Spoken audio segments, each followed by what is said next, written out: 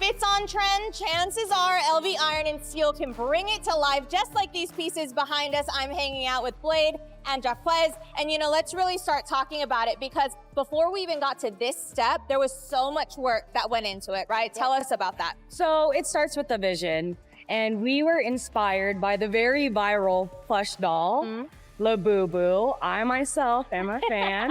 So it starts with finding your inspiration, and from there we create a design. First, we create a custom design to one's likeness and desires, and then we give that design to our architectural programmer here at LV Iron and Steel, run it through a sophisticated software program where imagery and designs become one, and that's where the magic happens. And the really cool thing is these might look done, but you can really do more things to bring them to life. You have great machines here to do that. Tell us about some of those. Yes, we have the X-Series PlateLAZER Plus, which is a high-speed laser and processing system designed for structural and miscellaneous metal fabrication. It does automated repetitive cutting, as well as intricate designs such as this La Boo Boo. This machine is fast and accurate. It also cuts carbon steel, aluminum, and stainless steel.